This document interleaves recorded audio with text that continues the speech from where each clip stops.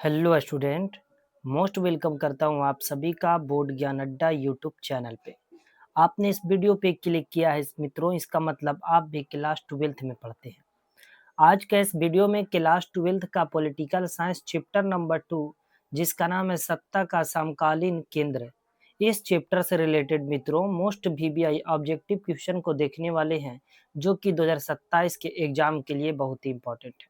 तो आप भी क्लास 12th में हैं और 2027 के लिए तैयारी कर रहे हैं, तो इस वीडियो में अंत तक बने रहिएगा। आपको इस वीडियो देख लेने के बाद आपको इस चैप्टर से रिलेटेड सभी ऑब्जेक्टिव प्रश्न क्लियर याद हो जाएंगे। ठीक है, इसलिए इस वीडियो में अंत तक बने रहिएगा।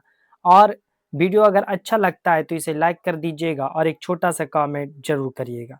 चैनल पे अगर नए हैं तो प्लीज़ चैनल को सब्सक्राइब जरूर कर लीजिएगा, क्योंकि इस चैनल के माध्यम से क्लास 12th की संपूर्ण तैयारी कराई जाती है। ठीक है, तो वीडियो में अंत तक बने रहिएगा मित्रों। बढ़ते हैं, देखते हैं आज का पहला प्रश्न क्या है मित्रों। देखेंगे आज का पहला प्रश्न है मेरे दोस्त। पहला प्रश्न है, बैगिट है ना, बैगिट का संबंध किस देश से है? बैगिट का संबंध किस देश से है? ठीक है, क्या फ्रांस से है, इंग्लैंड से है, जर्मनी से है या अमेरिका से है? तो बतलाना है आप सभी को इसका सही उत्तर क्या हो जाएगा। तो मैं बतला दूं मित्रों कि पहला नंबर प्रश्न का सही उत्तर हो जाएगा इंग्लैंड। ऑप्शन बी जो है ना, ये ठीक आंसर है मित्रों, याद कर लीजिएगा, बहुत ही इंपॉर्टेंट है। बढ़ते हैं अगले प्रश्न की ओर मित्रों। अगला प्रश्न है, आसियान है ना, क्या है? आसियान शैली क्या है? आसियान शैली क्या है? आपको ये बतलाना है आसियान शैली क्या है। तो मित्रों मैं बतला दूं आसियान शैली क्या हो जाएगा। क्या रक्षा नीति है, सहयोगपूर्ण कार्यशैली है, व्यापार नीति है या शिक्षा नीति है? तो दूसरा नंबर प्रश्न का सही उत्तर हो जाएगा मित्रों, क्या हो जाएगा, सहयोगपूर्ण कार्यशैली। ऑप्शन बी जो है ना, ये ठीक आंसर है। ठीक है मित्रों, बढ़ते हैं अगले प्रश्न की ओर। अगला प्रश्न है मित्रों, आसियान के संस्थापक है ना, देखेंगे क्या है। आसियान के संस्थापक सदस्य की संख्या थी कितने? 4, 5, 6 या 7? तो तीसरा नंबर प्रश्न का सही उत्तर हो जाएगा ऑप्शन नंबर बी, 5 है ना। ऑप्शन बी ठीक आंसर हो जाएगा, 5 सही आंसर है मित्रों, याद कर लीजिएगा, बहुत ही इम्पॉर्टेंट है। ठीक है, बढ़ते हैं अगले प्रश्न की ओर। अगला प्रश्न, प्रश्न नंबर 6, वर्तमान में है ना, क्या है? वर्तमान में आसियान में कितने देश हैं? है ना, वर्तमान में प्रश्न है मित्रों, वर्तमान में आसियान में कितने देश हैं? क्या 8 देश, 9 देश, 10 देश या 11 देश? ये वाला प्रश्न को कई बार जो है ना एग्जाम में पूछा गया है मित्रों, बहुत ही इंपॉर्टेंट है। तो बतलाना, चौथा नंबर प्रश्न का सही उत्तर हो जाएगा 10 है ना। आसियान में कितने देश हैं? तो 10 देश हैं, इसलिए ऑप्शन नंबर सी जो है ना, ये ठीक आंसर हो जाएगा, याद कर लीजिएगा, बहुत ही इंपॉर्टेंट है। ठीक है मित्रों, बढ़ते हैं अगले प्रश्न की ओर। अगला प्रश्न है, यूरोपीय संघ के सदस्यों को क्या कहा जाता है? राष्ट्र राज्य, पराराष्ट्र राज्य, सामंती राज्य या इनमें से कोई नहीं? तो पांचवा नंबर प्रश्न का सही उत्तर हो जाएगा ऑप्शन बी है ना, पराराष्ट्र राज्य जो है ना, ऑप्शन बी ठीक आंसर हो जाएगा मित्रों, याद कर लीजिएगा, बहुत ही इंपॉर्टेंट है। ठीक है, बढ़ते हैं अगले प्रश्न की ओर। अगला प्रश्न है, भारतीय किस संगठन का पूर्ण संवादी भागीदार है? यूरोपीय संघ, आसियान या G8 या तो फिर सार्क? तो छठा नंबर प्रश्न का सही उत्तर हो जाएगा option number b, ASEAN. Option b जो है ना, ये ठीक आंसर हो जाएगा मित्रों, ये कई बार एग्जाम में पूछा गया है, बहुत ही सुनहरा ऑब्जेक्टिव प्रश्न है मित्रों। ठीक है, तो इसे भी याद कर लीजिएगा। आप लोग अपने साथ में कॉपी कलम लेकर के बैठे, सभी को लिखते हुए चलिए और रिवीजन कर लीजिएगा। ठीक है, बढ़ते हैं अगले प्रश्न की ओर। अगला प्रश्न है, ओईसी है ना, ओईसी की स्थापना कब हुई थी? 1946, 1947, 1948 या 1949? तो सातवां नंबर प्रश्न का सही उत्तर हो जाएगा 1948। ऑप्शन नंबर सी ठीक आंसर है। ठीक है, बढ़ते हैं अगले प्रश्न की ओर। अगला प्रश्न है, साम्यवादी चीन का उदय कब हुआ? 1947 में, 1948 में, 1949 में या 1950 में? तो आठवां नंबर प्रश्न का सही उत्तर हो जाएगा option c, 1949। Option number c ठीक आंसर है मित्रों, बहुत ही सुनहरा प्रश्न है, याद कर लीजिएगा, बहुत ही इंपॉर्टेंट है। बढ़ते हैं अगले प्रश्न की ओर मित्रों। अगला प्रश्न है प्रश्न नंबर 9, कौन सा देश गाजर और छड़ी की नीति अपनाता है? रूस, पाकिस्तान, चीन या अमेरिका? तो बतलाना है, नौवां नंबर प्रश्न का सही उत्तर हो जाएगा चीन। ऑप्शन नंबर सी ये ठीक आंसर हो जाएगा मित्रों। बढ़ते हैं अगले प्रश्न की ओर। अगला प्रश्न है मित्रों, देखेंगे यूरोपीय संघ की स्थापना कब हुई थी? क्या यूरोपीय संघ की स्थापना 1990 में हुई थी, 1991 में हुई थी, 1992 में हुई थी या 1993 में?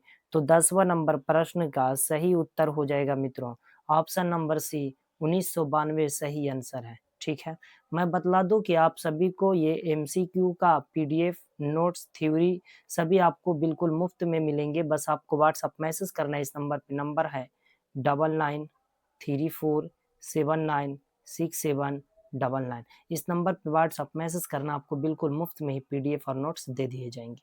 ठीक है, बढ़ते हैं अगले प्रश्न की ओर। अगला प्रश्न है, यूरोपीय संघ की मुद्रा क्या है? डॉलर, यूरो, येन या तो फिर टका? तो 11 नंबर प्रश्न का सही उत्तर हो जाएगा ऑप्शन नंबर बी, है ना, यूरो सही उत्तर हो जाएगा। याद कर लीजिएगा, बहुत ही इंपॉर्टेंट है। बढ़ते हैं अगले प्रश्न की ओर। पूर्व के आर्थिक बाघों में किसे रखा जाता है? जापान, मलेशिया, चीन या भारत? तो 12 नंबर प्रश्न का सही उत्तर हो जाएगा option b, Malaysia is the right answer. Option b सही आंसर है, याद कर लीजिएगा। बढ़ते हैं अगले प्रश्न की ओर। अगला प्रश्न है मित्रों, समाजवादी बाजारी अर्थव्यवस्था किस देश में है? रूस में, पोलैंड में, चीन में या क्यूबा में? तो 13 नंबर प्रश्न का सही उत्तर हो जाएगा चीन में। Option c is the right answer. ठीक है मित्रों, याद कर लीजिएगा, बहुत ही इंपॉर्टेंट प्रश्न है। अगला प्रश्न है, 1957 में यूरोपीय संघ का पूर्व नाम क्या था? यूरोपीय मंच, यूरोप का आर्थिक समुदाय, यूरोपीय गठबंधन या इनमें से कोई नहीं? तो 14 नंबर प्रश्न का सही उत्तर हो जाएगा यूरोपीय आर्थिक समुदाय। ऑप्शन नंबर बी जो है ना, ये ठीक आंसर है मित्रों। याद कर लीजिएगा, बहुत ही सुनहरा ऑब्जेक्टिव प्रश्न है। बढ़ते हैं अगले प्रश्न की ओर। अगला प्रश्न है मित्रों, देखेंगे भारत ने पंचशील समझौता किस देश के साथ किया था? पाकिस्तान के साथ, चीन के साथ, रूस के साथ या अमेरिका के साथ? तो बतलाना है 15 नंबर प्रश्न का सही उत्तर क्या हो जाएगा मित्रों। तो 15 नंबर प्रश्न का सही उत्तर हो जाएगा ऑप्शन नंबर बी, चीन जो है ना, ये ठीक आंसर है। याद कर लीजिएगा, बहुत ही इंपॉर्टेंट है मित्रों। बढ़ते हैं अगले प्रश्न की ओर। अगला प्रश्न है, देखेंगे क्या है कि भारत, है ना, क्या है, भारत और चीन, है ना, भारत चीन मित्रता वर्ष जो है ना कब मनाया गया था? ठीक है, भारत और चीन के बीच मित्रता वर्ष कब मनाया गया था? क्या 2004 में, 2005 में, 2006 में या 2007 में? तो 16 नंबर प्रश्न का सही आंसर हो जाएगा option c, 2006 is the right answer मित्रों। बढ़ते हैं अगले प्रश्न की ओर। अगला प्रश्न है, यूरोपीय संघ की स्थापना का प्रारंभ वर्ष क्या था? यूरोपीय संघ की स्थापना का प्रारंभ वर्ष क्या था? क्या 1957 है, या तो फिर क्या 1967 है, या 1977 है, या 1987 है?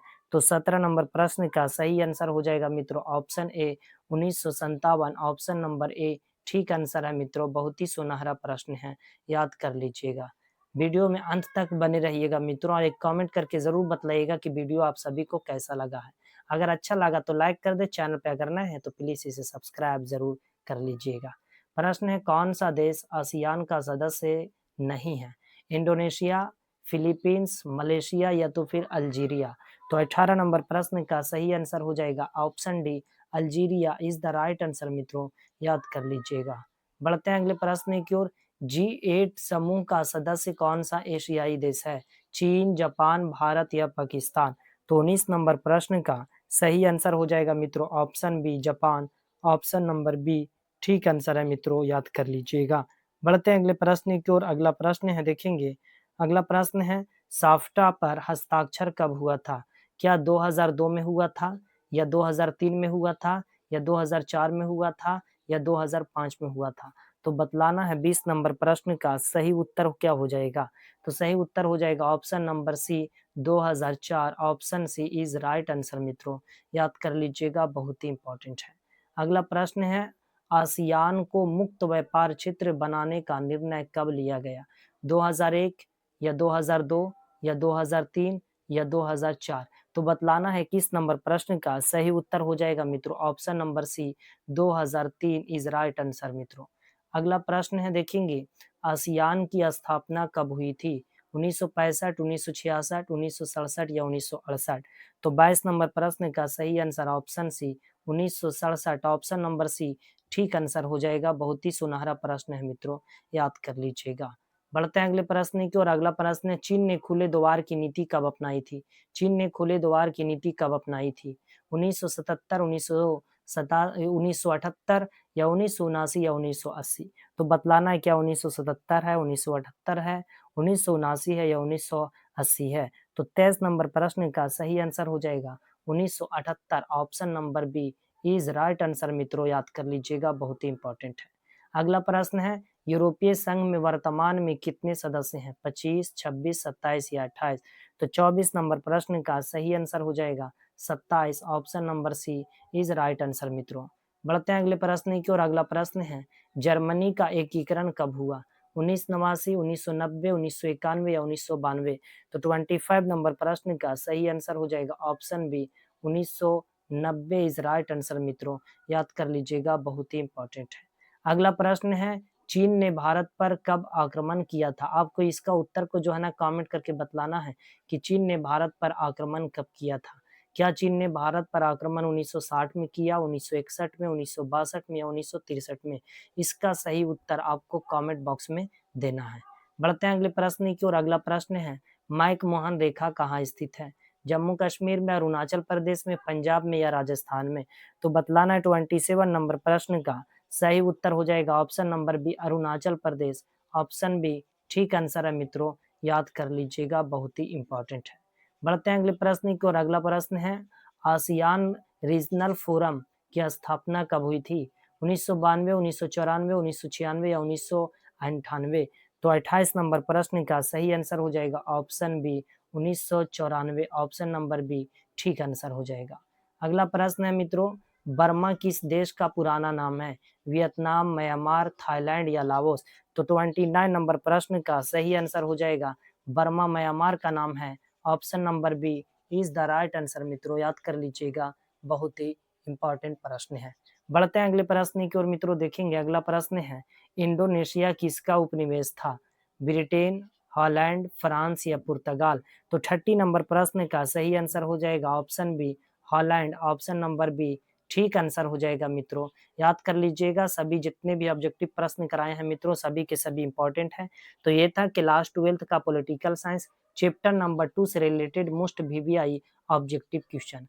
अगले वीडियो में इसी चैप्टर 2 से रिलेटेड वीवीआई सब्जेक्टिव क्वेश्चन को लेकर के आने वाले हैं, जो कि 2027 के एग्जाम के लिए बहुत ही इंपॉर्टेंट होगा।